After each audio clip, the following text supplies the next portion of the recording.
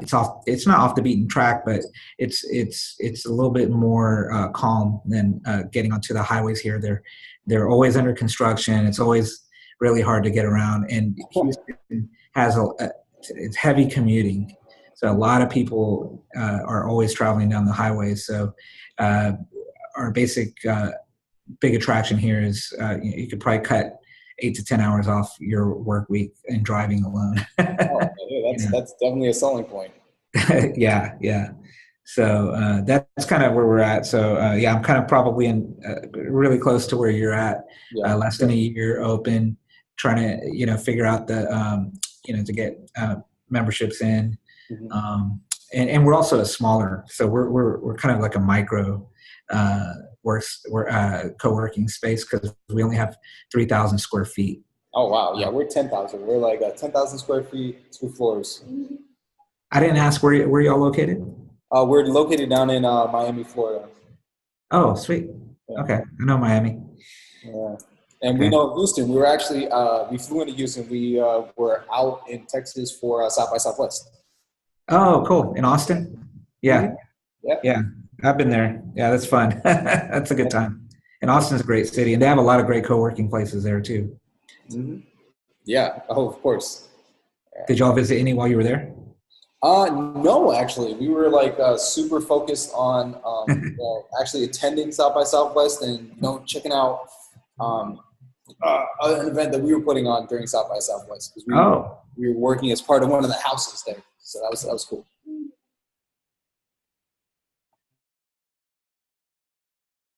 All right, so Tony, a little bit about in our different spaces and where we are right now. So let's talk a little bit about membership recruitment because that's what we both need right now. I think you're muted, Tony. You're still muted. Okay, so the thing that we want to do with membership recruiting is, first of all, we want to have something to recruit people to that is easy for them to say yes to. And with this, it really doesn't have to be hard or complicated. It can be a group member lunch. It can be a happy hour, or just some other upcoming program that you have. If you don't have an upcoming program, then create one. And the easy thing to do is just to email a few of your members and say, hey, let's get a group lunch going for next Thursday. What's your favorite spot in town for a lunch special where a big group can get together and hang out? And then what we want to do is shift the relationship between you and the prospective member away from touring a space and towards getting to know your members and having your members get to know the prospect as well. So what you can do is even the people who have toured your space previously and didn't convert, you can send them a personal email and just say, hey, just thought I'd let you know that I'm getting some folks together to have lunch, talk about some stuff. If you'd like to come join, I'd love to have you. And then see what kind of bites you get there. And so that's one thing you can do is you can re-engage some of the people who've already toured. And the other thing that does is that it gives somebody a specific thing to respond to. So the problem that co-working spaces have with their typical tour structure is that there's no sense of urgency. I could join your space tomorrow or I could join your space next year. It really doesn't matter because the space is always available. So what we want to do is create a sense of, respond to my invitation because there's an opportunity that might be of interest or value to you by a certain date, because then the date's going to pass and that time's going to be over. And so one of the things that really helps is first of all, just giving people specific things to come to and not being shy about continuing to invite people to stuff until they tell you no more. There's no reason not to. If somebody is interested but they're busy and they can't make it to the next one, then invite them to the next one. If they tell you, hey, don't email me anymore, then great. You don't have to worry about them anymore. And then what we really would love to do, and this is a dream that I have that maybe you guys would be game for experimenting with me on, is developing a program that is a seasonal program to recruit and onboard and get members talking to each other. So this is a program that I worked with one of the members of our group on, and she loved it. She said it went really well. I call it So the current name of the program is CoBoss. And the way that the CoBoss program works is that it gives you a seasonal recruiting rhythm that allows people to basically focus in on, like, you could join the space anytime, but if you join by this date, you're going to be with kind of a cohort of other people who have joined by that date. And they're all going to get together. They're going to set goals. They're going to tell each other what they're working on. And then they're going to have kind of a period of time to work towards their goals. And then kind of an end date when they get together to powwow to present on the results of their goals. And then in the intervening periods, you can arrange some of your activities around making that work, making that be something that everybody is able to do together. But most importantly, it gives you just something to really focus your recruiting energy on, so that it's not just this kind of trickle of people coming and touring, but you're making a real kind of punch that this is something that's happening, and it's happening by this date, and you really should join because, you can join anytime, but if you join by this date, it's really gonna be extra beneficial to you than if you just joined as a regular space renter. I'm saying all this quickly. Are you guys kind of following what I'm saying? Oh yeah, of course. All right, great. So the general gist of this, I'll send you the details of the whole program. I have the materials in the toolkit and a presentation. But if you're into it, what I'd suggest is at least setting up a basic structure of it. And it's not necessarily something I'd recommend you do right away. Like, I'd say the more important thing is the lower labor thing of just getting the regular hangout together, because that's going to be faster and less work to get up and running. But then as you look ahead to the next few months, you might want to think about when is a date that we might want to target, and give yourself a solid 3 or 4 weeks at least to promote it, to say, okay, we're going to do a strong membership drive, and we're going to do some programming around this to really build a sense of camaraderie amongst the new recruits. September is typically a terrific time to do this. January is typically a terrific time to do this. So we're in June now, so it might be good to do kind of a summer cohort, have it be like a July, August thing. And yeah, I think that could really help in terms of just creating excitement and improving conversion rate. And you could probably import some of your existing programming to kind of fit into this structure. Am I making sense so far? Oh yeah, definitely. Definitely. Okay, so one thing that you mentioned was like the lower labor hangouts. So what are some ideas for like lower level hangouts? Yeah, so on the low level hangouts. Oh, you're saying during the CoBoss program, like in the middle? What was that? Were you saying like in the middle of the CoBoss program, or are you just saying in general, like easy recruiting methods? In general, because you mentioned just like doing like lower labor stuff just to get people involved before going into like the CoBoss membership class and stuff like that. Yeah, so in general, the easy kind of programs are a group lunch, which requires very little but a date and a time and a location. A happy hour, which is also really straightforward. And if you do that, I'd recommend you try to get a like a beer sponsor or something like that. Or you do it at a bar too. You can kind of experiment to see what the appetites of your members are. Some members like to hang out in the space and have a drink. Some members like to go out, and there are trade-offs to both. Show and tell is really, really important. I think every co-working space should have a show and tell. It's not hard to set up. You basically say, in an email to your members, who's working on something cool that they want to show off, maybe get feedback on, maybe even if someone's working on a presentation that they want to test in front of the crowd, that kind of thing. And then personally recruit people in the space, people are working on cool stuff. And just say, hey, how are things going with this thing you're working on? They say, oh yeah, it's cool. We're, about to launch a new version soon. You say, amazing. How would you feel about presenting that to the rest of the members to get their feedback? And then, usually they say yes. And then all you need for that is, again, a date and a room with a projector so that they can show it off and seating to gather people. But you can make that a public event. And so you can actually make it kind of a demo night. And then that's something you can put on Facebook events. I'm really bullish on Facebook events right now because of the social sharing aspect of it. So if you get members of your community to RSVP for that event, other people who are friends with those people will see that they're going to this event, and they'll be more likely to ask, like, hey, what's this event that they're going to, you know? So that social proof really helps a lot. But then, like, the members themselves start inviting people as well.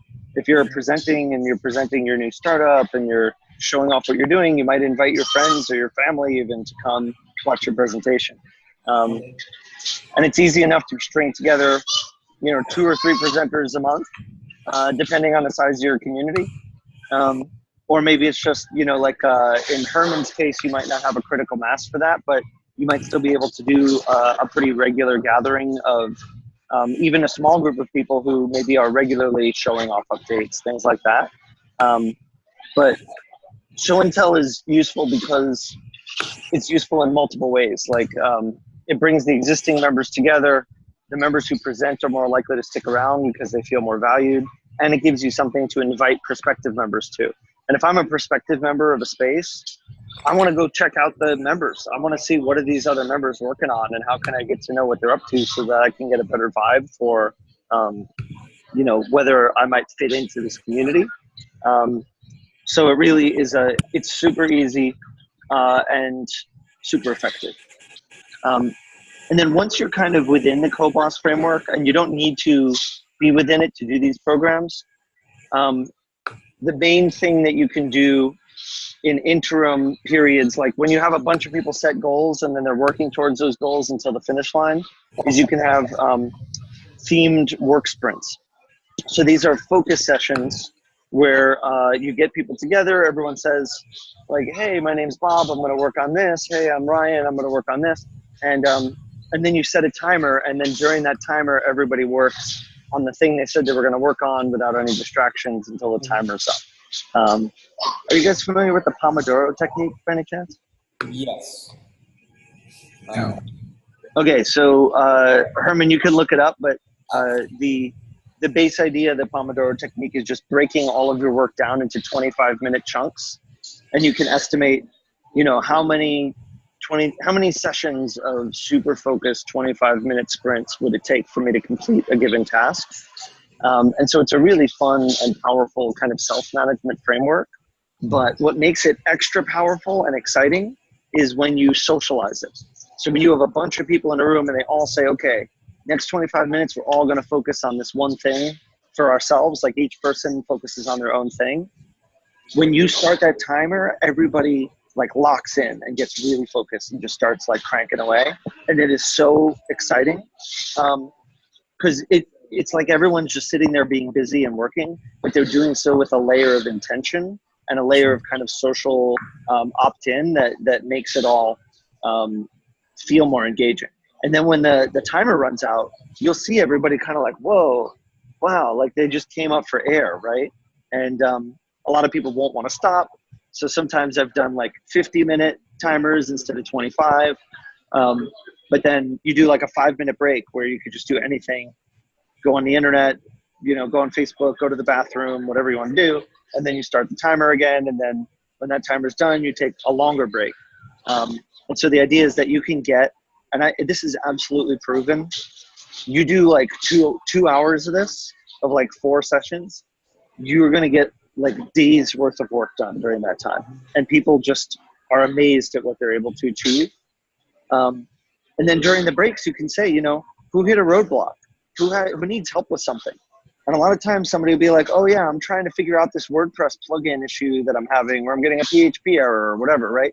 And then someone else is like, oh, I can help you with that. Great. You guys take a time block and work on that together, right? Or maybe sidebar and work on that later this afternoon, something like that, right? Super powerful, really easy, really fun. And you can make that a regular occurrence. You can make that just, you know, every Tuesday at 10 a.m., 10 to 12 in your space, right? And it leads nicely into a group lunch too. So you could even do it on the same day as a group lunch. And then because you're kind of putting everyone on the same schedule, you're going to get everyone feeling super productive 10 to 12. And then 12:15, 12:30, you head out to lunch. Everyone's feeling good because they just got a lot of work done. They're ready to socialize. It's a nice primer.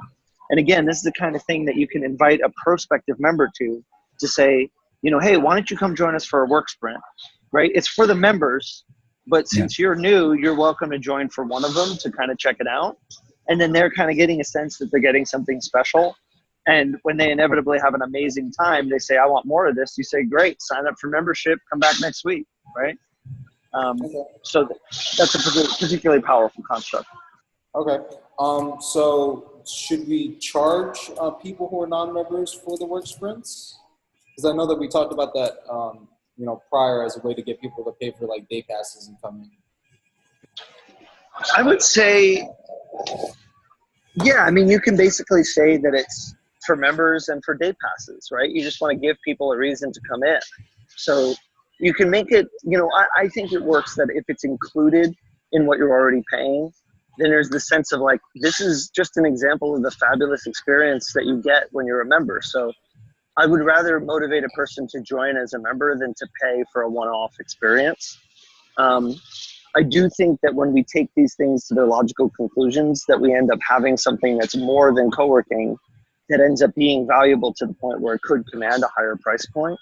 But even then, I would consider baking that into the membership model, maybe even raising prices to accommodate it. But for now, yeah, I would say, that it's included in what you would pay for a standard day pass or membership. But then you can be liberal about waiving that fee for people that have expressed interest in membership, who what your priority is just to get them back in the door and sitting in the space working, because that lowers the barrier tremendously when, they're already on the Wi-Fi, they're already kind of comfortable with how this works. It's recorded in their biology, like, oh, this is what it's like to work here. So the more you can lower that barrier, the better. Okay. All right. Yeah, we'll definitely do that then.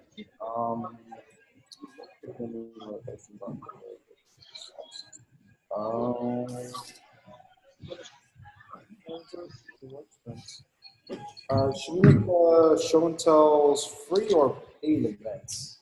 I would. That was going to be my question. So the question is this. One of the things that we started when we first opened, just to get people in the space, is Free Co-work Friday. Now, one of our owners decided to make it a meetup, so it's like a weekly event. So every Friday, it's Free Co-work Friday from 10 to 5 p.m. So do you think that that's a good idea to continue doing that, like, as a weekly thing, or like decrease the frequency of having like a free day every week? I can't hear you, Tony. You said free co-working Fridays? Yeah, free co-working Fridays. Yeah, I mean, I'd say the problem with that is that if you do the math, then basically all of... Uh-oh. Okay, no, I can hear you now, Tony. You can hear me now? Okay, all right. So the problem with free co-working every Friday is that then essentially your members are only paying for 4 days a week. So it leads to things that bust up your business model pretty badly. Okay. So what I would recommend is, definitely scaling that back to monthly. But if you want to maintain some kind of free invitation on a weekly basis, then make it something that's a little bit more lightweight, like free breakfast on Friday or something, or free bagel Friday or something, where people are invited to come in and say hello and have a bagel and chit chat. But then the implication is if you want to stick around and actually work, then you got to pay for that.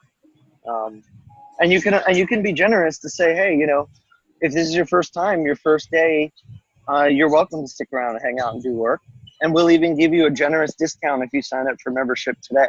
So your first month is $50 off. Your first month is $100 off, whatever that is. So that you really, really lower that barrier for someone to say, hey, okay, I had a great time today, and you're saying I can keep coming back and it doesn't cost that much more. That sounds like a win. Okay. All right.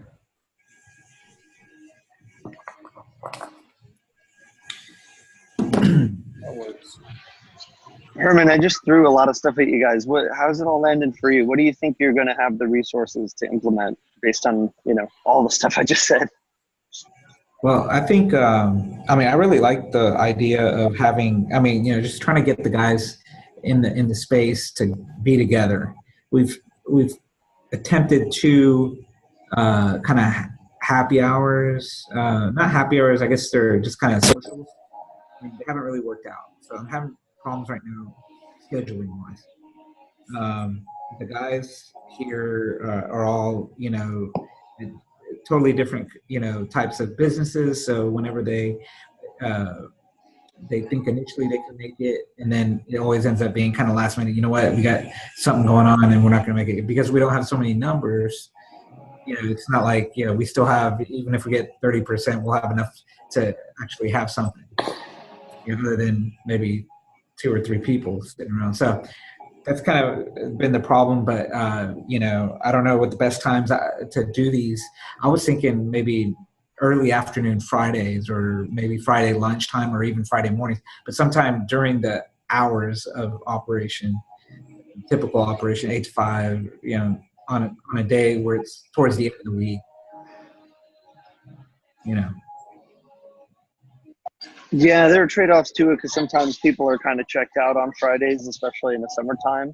But it also is a time when there's people have less commitments to other work things. So, it kind of balances out.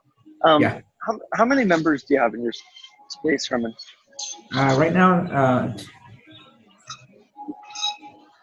about 10. About 10. Okay. Yeah. All right. So, at this point, at that scale, I think the name of the game is really about one-on-one personal relationship building. So among those 10, do you feel any sense of a camaraderie or vibe with, 1 or 2 or 3 of those? Oh yeah, definitely. Yeah, they're all, I couldn't be happier with the guys that are here. They kind of wandered in here, but they have a lot in common. That's really for me, to see that. So we all have different connections, but we're all connected in some way. What kind of just give me an example of what one of your favorite members is. What do they do? Yeah, one of them's say our first initial members were they have a real estate investment firm. They kind of go around and search for properties and not really flip them, but they secure them and sell them. It's kind of like flipping.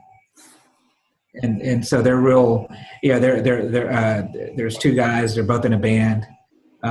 We've gone out and hung out at their where they're playing and stuff like that. So like I said, really cool guys, and had fun with them and stuff, and they're good members. Right. Okay. So for something like that, this isn't what I was going for, but I would say for somebody like that, what they might be able to do is, take what they've learned to be good at what they do and offer that in the form of a talk or something like that about research, market research that could apply to any business. So what did they learn about finding real estate that is universal for anybody who's researching a market, right? So that it could be of value to people who aren't in the real estate business. Because I want to stay away from how to buy and flip real estate presentations, because there's too many scammy versions of that. But what I was hoping for, and maybe you can tell me a different member where this might be more applicable, is somebody where we can tap into what their priorities are and what they're trying to achieve. Because when people say that they want to do something and then they end up not doing it, is because their internal motivation isn't there. If you ask me, if I'm a member of your space, you ask me to come to your event, I like you and I want to support you, so I'll come. But that's not really my motivation. I'm not going for me. And even if I am kind of I'm kind of interested in that topic, but honestly, I could take it or leave it. Now, if you tell me that there's an event coming up that's exactly in line with exactly the thing that I'm needing to work on improving right now, then Right. like I'm going to be totally in for it. And Sure. so what we want to do is potentially try to come from a more inquisitive place where you try to figure out what their priorities are, what their focuses are right now, and how doing something social in the community could help them to improve that. So for example, we talked about the show and tell earlier where maybe somebody just needs feedback. They're trying to figure out how to decide what features to put in their app or whatever, so you say, great, what if we used this space to get you feedback through showing it off, right? It could be, well, I just need more clients. Maybe I'm a really great graphic designer and I just need to get more graphic design clients. Then you could say, well, could you teach something here that shows off that you're an expert and, makes it easier for people to see. Ryan, was that helpful? Yeah? Makes it easier for people. Yeah? I love how you just said that because for some reason it just clicked in my head. I was like, oh wait, I have like a whole bunch of members that I can use to make do and teach classes like Peyton with Circle Marketing. She did graphic design classes. You don't have to do that. I don't know why I didn't think of that before. I'm thinking about us doing all the classes, and now it dawns on me. We have. Awesome. I'm so glad, Ryan. That is a big win. One of the things that honestly, it's ridiculous, but one of the things that we just don't do nearly enough of in this industry is take advantage of the fact that we have an incredible network of very talented people. We cannot overestimate how powerful that is. You have, in that space, right? If a meteor were approaching Earth tomorrow and all of a sudden, your space had to figure out what to do about it, think about it. You've got an engineer, you've got a designer, you've got somebody who studies space all the time, and somebody who has built rocket ships in their backyard before, right? You could put together an amazing team to come up with a solution for what to do about the meteor approaching Earth, right? You just have this incredible, diverse, talented group of people, and they can help each other so much. So the more you're able to expose people's talents to each other, the more that they can benefit from each other, the more that they have a relationship with each other, and the more they're going to love you forever. And the perfect example of this, when I was doing kind of the early version of this Co-Boss program, which was called Codivation at the time, we just did a round table where we started out with, what is your profession and what do you most need to work on right now? And one guy said, I'm an Android developer and I need more clients. And somebody else is like, I'm an independent photographer and I need more clients. And then some other people said some things, right? There were 3 or 4 people who said they needed more clients. And then the last guy said, well, I'm a marketing consultant. So you, and you, let's get together and do a workshop on how to get you more clients.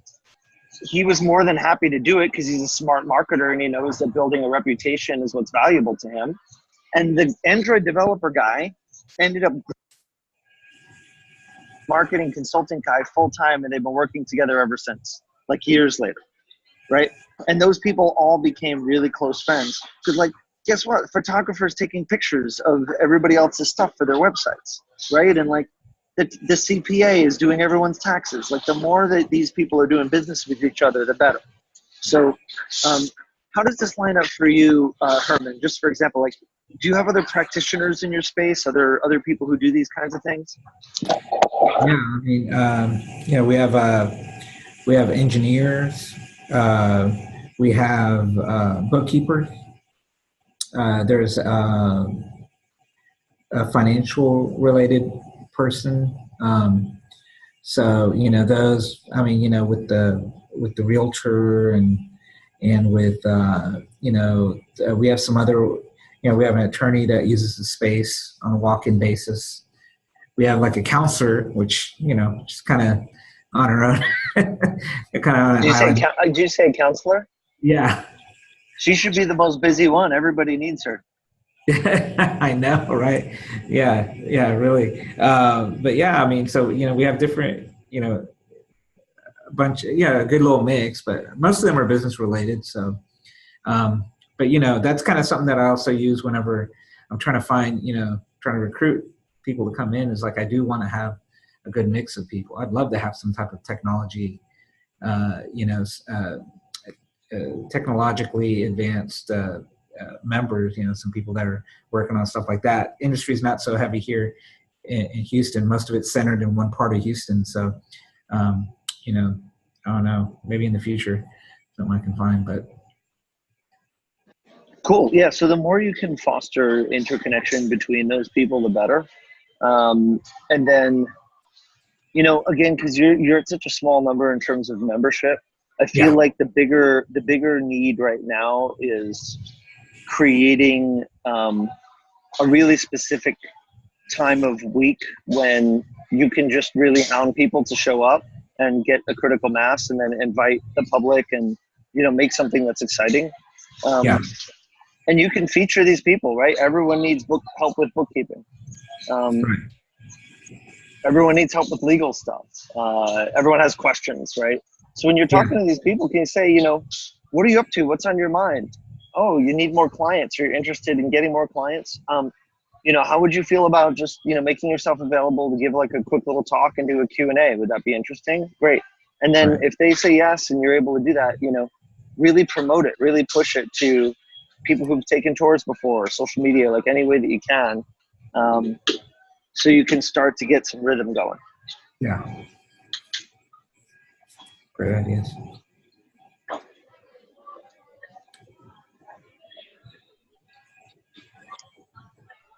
Ryan, I'm so excited for how you're going to like revolutionize your member education programming here. Yep, it's going to be quite interesting, to say the least. And we'll definitely work on scheduling some lightweight events to start, inviting all of our members. 'Cause we have a lot of people that we're going to be involved in. We just haven't been doing, lightweight events to continually invite them to, besides our Black Tech Week office hours. It hasn't necessarily been, completely integrated into, membership and stuff like that. So this is going to be exciting. Great. The one thing I'll add in the realm of member-generated workshops and programming is that just because someone works in a certain industry doesn't mean they're good at it, and it doesn't mean they're good at teaching it. And the good at teaching it is really important. So I've had issues with people who are even good at the work that they do, but don't have any experience presenting it or packaging it. Now, you guys have a ton of experience with that, so you should be able to put them through some kind of a framework. But the more that you can handhold them through the process of developing how they're going to present what happens, the better the experience will be. Now, obviously, you have to balance that against the amount of labor that you're able to put into the project. But, you do have an army of interns coming in, so maybe you do.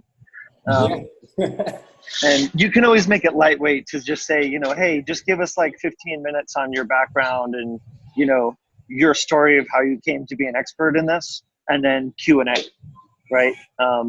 Or give me 15 minutes or 10 minutes of your background and 15 minutes of your top tips, something like that. And then time for Q&A. Pretty easy to make a pretty straightforward thing that, even if someone's not a good presenter, they can at least compile that basic information. Okay.